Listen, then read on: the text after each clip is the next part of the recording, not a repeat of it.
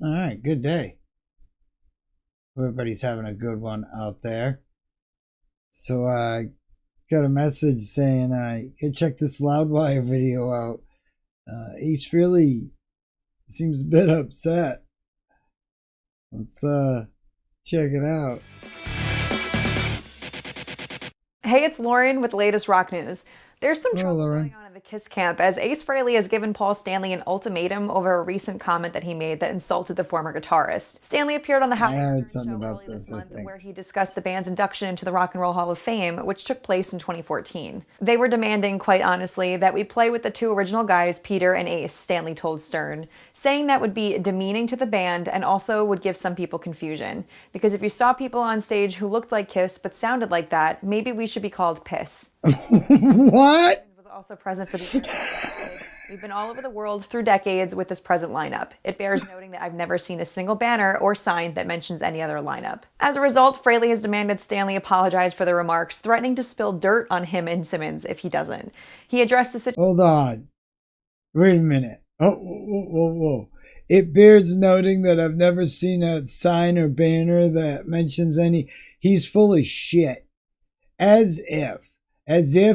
Yeah, because he can only see past, the first three rows of people.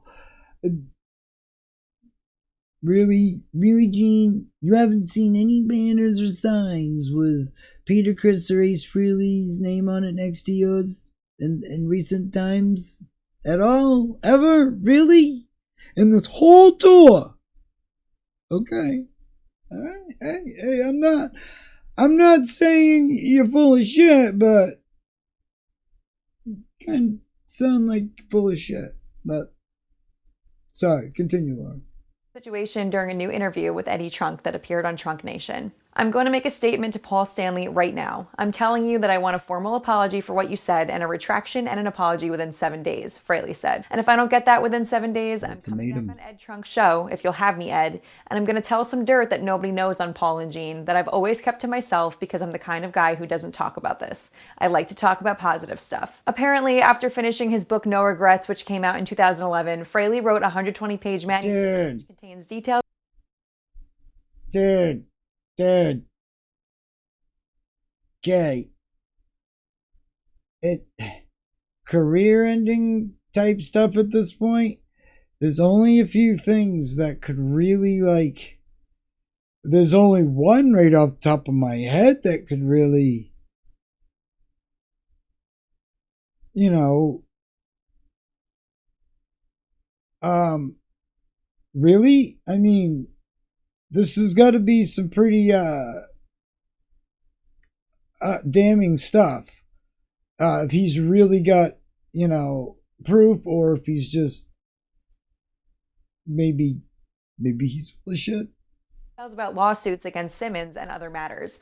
He added that the manuscript is currently in a safety deposit box and that should anything happen to him, his attorney is instructed to release it to the public. The New York Times, Rolling Stone, Dude, big publications. What? And if that happens, Frehley's careers will be ruined. Frehley was one of the founding members of Kiss, forming the band in 1970. Career ruining at this point. What could it possibly be? If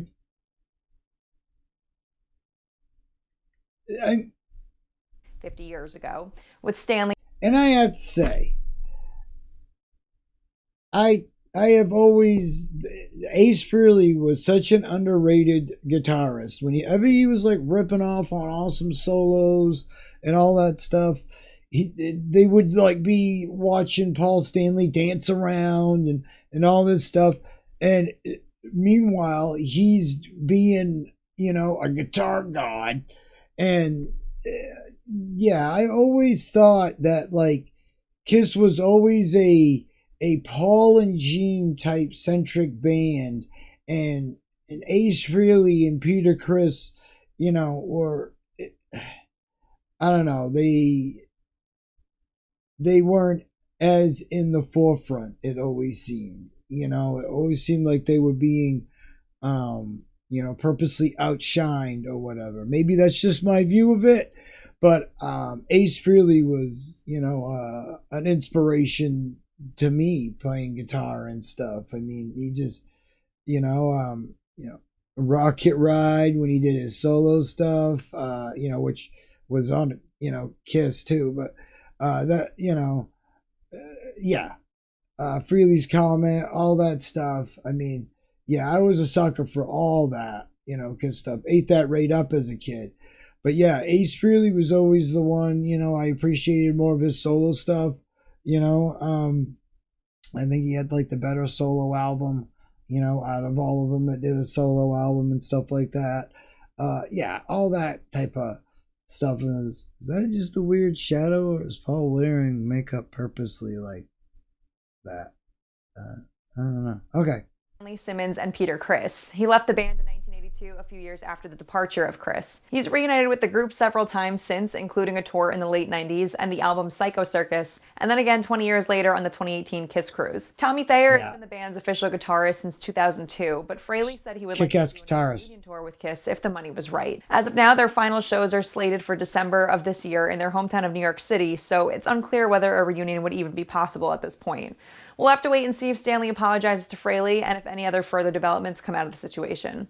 For more on this,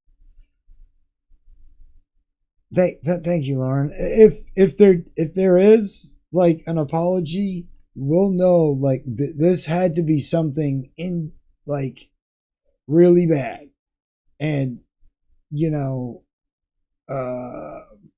maybe when they were putting the X and sex, there's some issues there. I don't know. But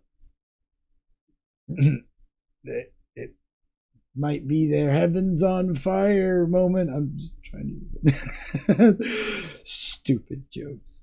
Wow. If this is what he's saying, and this is career ending stuff.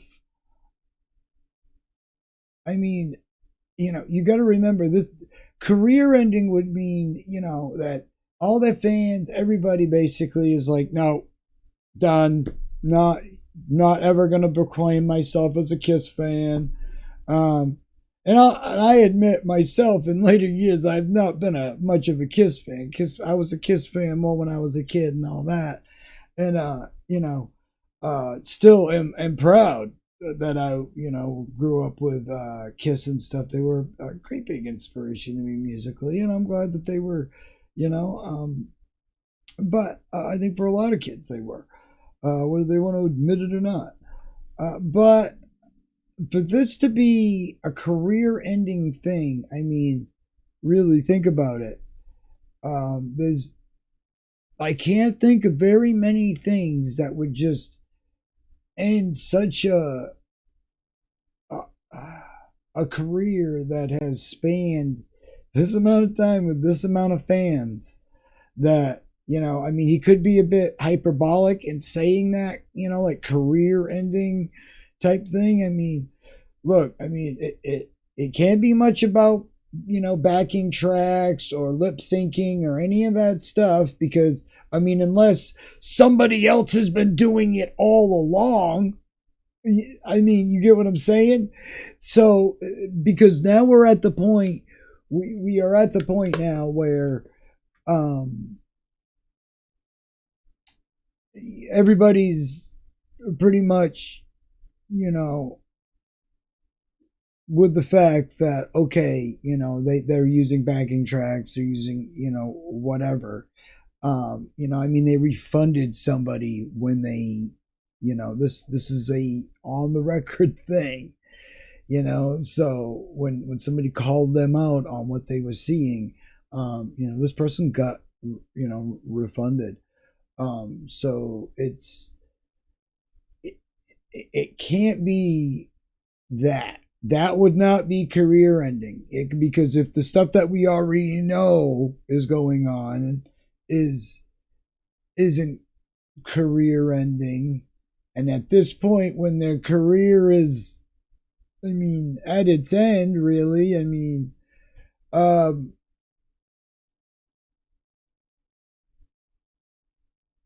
you know, I don't know. But there's, like I said, the only one or two things in my head are, you know, not good, and would probably, you know, and yeah. But hey, it could be something totally, you know, way off. I don't want to be cynical. I hope that they just settle this out, you know, and amicably, and there isn't a, but, you know, let's see who's going to be the bigger man about this, or if Paul will, you know, apologize, um, for saying that. And I know there's been tons of problems, and I know there's a lot of people that, you know, have a lot of different views on the whole Ace Frehley, you know, Peter Criss time versus now, and the way they think it should be, or whatever. But it's an is what it is situation. But this really makes the whole thing interesting, and they seem to have pissed off the wrong person this time, or really gotten a bit too comfortable with really being dicks. Let's be fair. They've always been, you know, they would be, oh, I'm just being honest, but they've been a little bit more than honest. You know, they've been a bit insulting at times, you know, but I guess they've all done it to each other, so fair is fair. I don't know. But let's see who mans up and what they do. It'll be really interesting. But what do you think? What do you think it is? I'm interested because, yeah, it's got to be something really heavy. It's got to be. You know, for him to, you know, that just seems like a bit much for the hyperbole situation to be, you know, it's got to be something. So we'll see what happens. If he gets his apology, there'll still be a lot of speculation out there, and just this situation might be an even, you know, bigger scar in, you know, their downward slope on their career. We'll see. But I hope everybody out there is having a good day. I hope it's going as good as it possibly can be. We got a bunch more stuff we're working on. I hope everybody out there is doing great. We'll see you in the next one. Have a great day, everybody.